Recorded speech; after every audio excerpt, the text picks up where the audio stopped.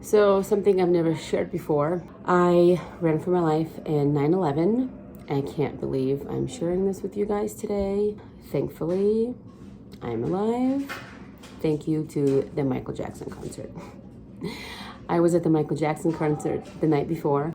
I had a couple of drinks and I was hungover the next morning, but I had to go to work and I had to go into the city. My office was a block away from the World Trade Center. At the time, one of my friends was commuting to work with me, and he worked inside the World Trade Center. I remember when he beeped me, he beeped me and wanted to go to work without me. And I was just getting up. I was completely hungover, totally late, thank God, and basically said to him, wait, just wait for me. Let's take the express bus and we'll still get to work on time. And so we left 10 minutes later from the house.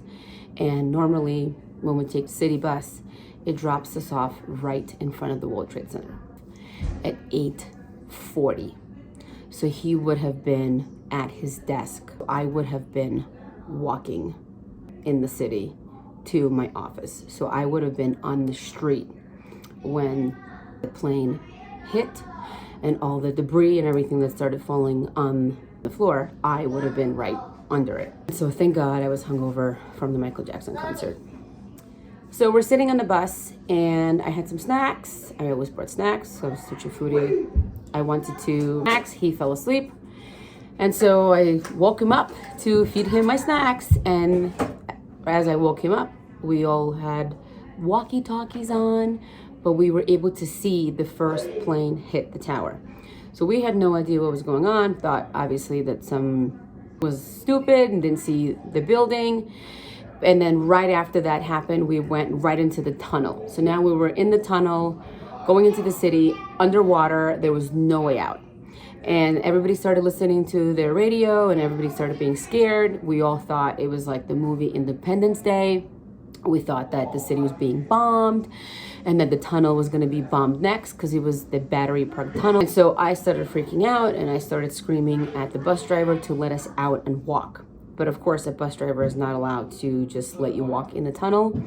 So needless to say, I got louder and told the bus driver that if he wasn't going to open the doors, we were all going to start breaking windows to get out of the bus. Windows, he opened the doors. My friend and I got out and we started walking into the city because we thought we were walking to safety. We had no idea, because walking back the direction that we came from was just freeway. There was no way out. So we're really stuck in limbo. There was really nowhere to go. It was either you go into the city or you go back and get hit by a car. So we walked into the city to try and get to safety. As we were walking into the city, I got on the phone with one of my clients at the time who was in New Jersey, and he was telling me what was going on in the city. And then suddenly we got disconnected and the phone dropped. So I thought he just died because the whole country just got bombed. Started walking faster and running. As I'm running, there was people running towards me. So I'm running into the city. These people are running into the tunnel. I don't understand why they would be running into the tunnel, because I thought the tunnel wasn't safe. It seriously looked like Independence Day when you see from the movie people running towards you. Well, they're running towards me, I'm running towards them. I'm 23 years old, I'm completely freaking out, scared out of my life. I can't call my parents, I'm by myself. I mean, it was just the most terrifying experience I have ever experienced in my life. As soon as we get out of the tunnel, there was a bunch of cars and all these people are running. I decided to jump and hijack some lady's car, thinking that we can start her car and drive out of the tunnel. But then a fire truck came and blocked us, and so we just sat in her car. Like 10 strangers jumped into this lady's truck. And as soon as the doors were closed, the tower started collapsing. And so all the dust and all the debris started coming towards us because we were 3 blocks away from the World Trade Center. We had no idea what was going on. So we literally sat in this lady's truck with our heads down, praying to survive. After that, we got out of her car and then walked to the Staten Island ferry, took the shirts off backs to wrap our mouth because of all the debris and the smoke and the dust. And thankfully, eventually we're able to get on the Staten Island ferry. Everybody went to one side of the ferry because everybody wanted to see what was going on in the city. And then the boat started to tilt, and then everybody started screaming to run to the other side. And then I don't know what came over me, and then I started screaming, "What's today? What's today? What's today? What's today?" I just kind of had this feeling that something was significant about today.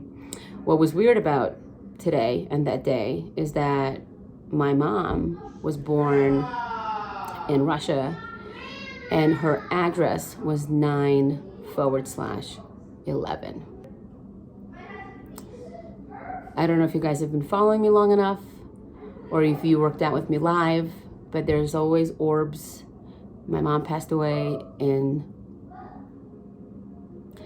2011.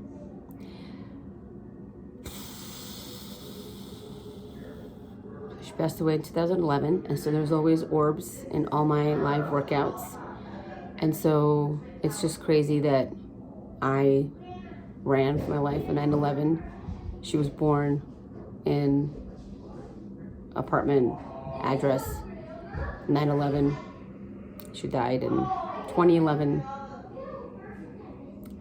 It's just mind-blowing how, I don't know what that's supposed to mean or it means anything. It's just weird. At the end of the day, it's just weird. When I came home that day, like I finally came home and my parents had no idea what was going on and if I was okay. They just kind of greeted me like, "Oh, cool, you're home. I'll see you later." And then they went to work. They didn't even like stay home and be with me.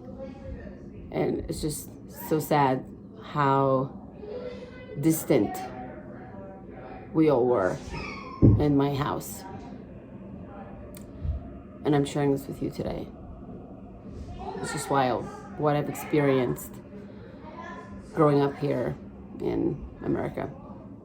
So many of you have asked me to share a video, and I've always wanted to create a video so that my kids get to see it, so then I don't forget. I'm sure I'll never forget, but to be able to share the story. And so I'm just grateful and blessed, and I'm just glad to be here with you today. Life is short. Life is short. Eat the chicken. Life is short. Try to live your life as if it's the last, because you just, who knows? Even in the events that are going on in the world today, it's just crazy that I'm experiencing another wild life. So anyway, with that said, thank you for watching. Thank you for watching. Thank you for being in my life. Thank you for those of you who work out with me. Thank you for those of you who reach out to me. It really means the world to me to have all of you in my life.